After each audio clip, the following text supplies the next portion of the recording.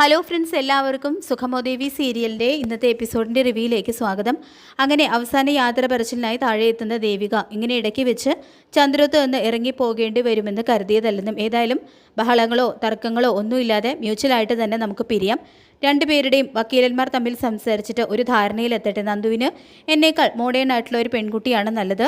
പിരിഞ്ഞാലും നമ്മൾ തമ്മിൽ ക്യാമ്പസിൽ ഉണ്ടായിരുന്നത് പോലെയുള്ള അതേ സൗഹൃദം കാത്തു സൂക്ഷിക്കണമെന്നും ഒക്കെ പറയുന്നുണ്ട് ദേവിക. അപ്പോൾ ദേവികയുടെ ആ വാക്കുകൾ കേട്ട് നമ്മുടെ സിദ്ധാർത്ഥൻ്റെ പോലും കണ്ണുകൾ നിറഞ്ഞൊഴുകി പോവാണ്. നന്ദനാണെങ്കിലും ദേവികയോട് ഒന്നും പറയാനായിട്ട് കഴിയുന്നില്ല. ദേവികയിൽ നിന്നും ഇങ്ങനൊരു തീരുമാനം ഉണ്ടാകുമെന്ന് നന്ദൻ ഒരിക്കലും പ്രതീക്ഷിച്ചതല്ല. അതുകൊണ്ട് തന്നെ ദേവിക അവിടെ നിന്നും പടിയിറങ്ങി പോകുന്നത് കാണാനുള്ള ശക്തിയില്ലാതെ നന്ദൻ നേരെ മുകളിലേക്ക് പോകുന്നു. ദേവിക നിറഞ്ഞ കണ്ണുകളോടെ ചന്ദ്രോത്തിൽ നിന്നും എന്നേക്കുമായിട്ട് പടിയിറങ്ങി പോകുന്നുണ്ട്. നന്ദൻ ദേവിക പോകുന്നതെല്ലാം മുകളിൽ നിന്ന് നോക്കുന്നു. തുടർന്ന് പ്രഭ വീണ്ടും സിദ്ധുവിൻ്റെ അടുത്ത് ചെന്നിട്ട് പറയുന്നുണ്ട്, മോളെ എങ്ങനെയെങ്കിലും തിരിച്ചു വിളിച്ചു കൊണ്ടുവരണം എന്ന് പറയുമ്പോൾ ഇത് ഭാര്യാഭർത്താക്കന്മാർക്കിടയിൽ സംഭവിച്ചിരിക്കുന്ന വെറും ഒരു സൗന്ദര്യ പ്രശ്നമൊന്നുമല്ല, ദാമ്പത്യ പ്രശ്നമാണ്. തീരുമാനം എടുക്കേണ്ടത് അവരാണ്. അതിലിടപെടാൻ നമുക്ക് ആർക്കും യാതൊരു അവകാശവും ഇല്ല. ഒരു സ്ത്രീ എന്ന നിലയിൽ തനിക്ക് ദേവികയുടെ സ്ത്രീയുടെ ഭാഗത്ത് നിന്ന് ചിന്തിച്ചു കഴിഞ്ഞാൽ തനിക്ക് ദേവികയുടെ മനസ്സിലേറ്റ പൊള്ളലിൻ്റെ ആഴം മനസ്സിലാക്കാൻ കഴിയുമെന്നും സിദ്ധു പറയുന്നുണ്ട് കേട്ടോ പ്രഭയോട്.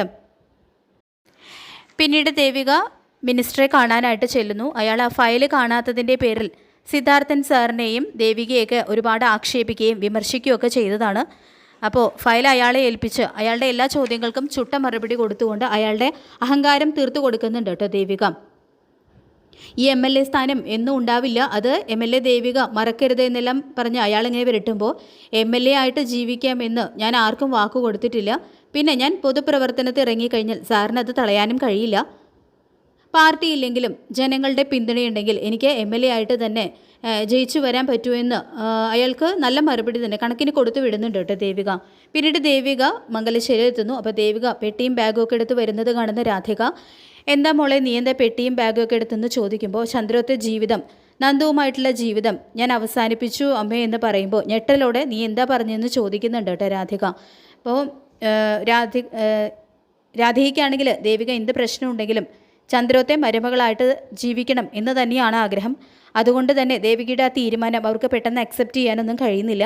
തുടർന്ന് ദേവിക നടന്നതെല്ലാം അച്ഛനോടും അമ്മയോടും ശാരികയോടായിട്ടൊക്കെ പറയുന്നുണ്ട്. ഇസബെല്ലയെയും നന്ദുവിനെയും ഹോം സ്റ്റേയിൽ വെച്ച് ഒരു റൂമിൽ അവർ ഒരുമിച്ച് കഴിഞ്ഞു എന്നും കൈയോടെ പൊക്കി എന്നുള്ള നടന്ന കാര്യങ്ങളെല്ലാം ദേവിക പറയുന്നുണ്ട് അവരോടായിട്ട്.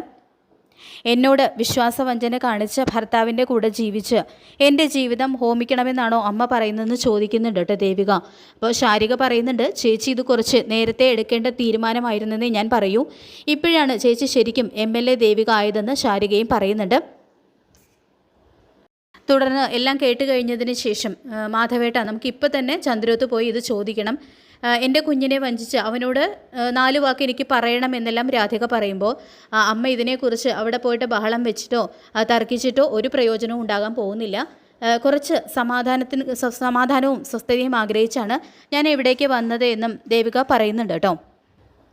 പിന്നീട് നന്ദൻ കഴിഞ്ഞ കാര്യങ്ങളെല്ലാം ഓർക്കുന്നു. അതായത് ആ റിസോർട്ടിൽ വെച്ച് ദേവിക അവിടേക്ക് വന്നതും ദേവികയും ഇസബേലയും തമ്മിലുള്ള തർക്കം അങ്ങനെയെല്ലാം ആലോചിക്കുന്നുണ്ട്.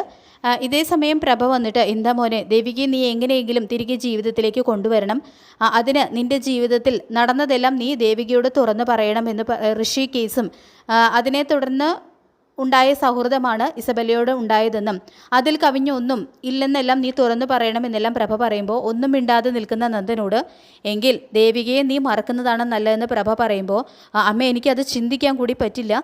ദേവിയല്ലാതെ മറ്റൊരു പെണ്ണ് എൻ്റെ സങ്കല്പത്തിൽ പോലും ഇല്ല. അവൾ എൻ്റെ ജീവിതത്തിലെങ്കിലെങ്കിൽ പിന്നെ എൻ്റെ ഈ ജീവിതം കൊണ്ട് ഒരർത്ഥവും ഇല്ല എന്ന് പറഞ്ഞുകൊണ്ട് നന്ദനാകെ കരഞ്ഞ പോലെയൊക്കെ ആവുന്നുണ്ട് പ്രഭയുടെ മുന്നിൽ.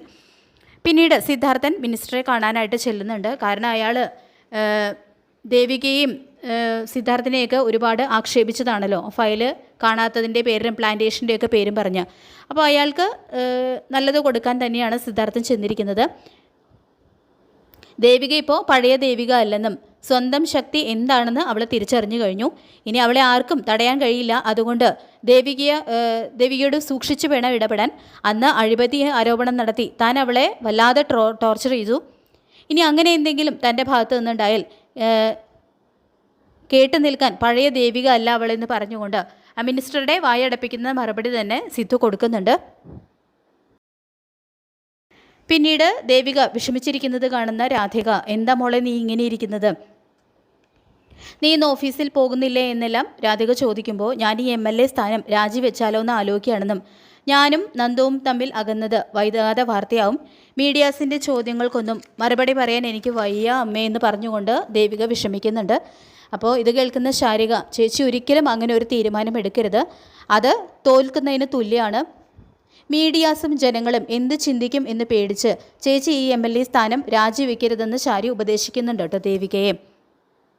എൻ്റെ ചേച്ചിയെ വഞ്ചിച്ച് അയാളെ ഞാനൊന്ന് കാണാൻ കാത്തിരിക്കുകയാണെന്നും പറയുന്ന ശാരികയെ കാണിച്ചുകൊണ്ടാണ് എപ്പിസോഡ് അവസാനിക്കുന്നത്. ഈ റിവ്യൂ ഇഷ്ടപ്പെട്ടെങ്കിൽ ലൈക്ക് ചെയ്യുക, ചാനൽ കൂടി ഒന്ന് സബ്സ്ക്രൈബ് ചെയ്യുക. താങ്ക്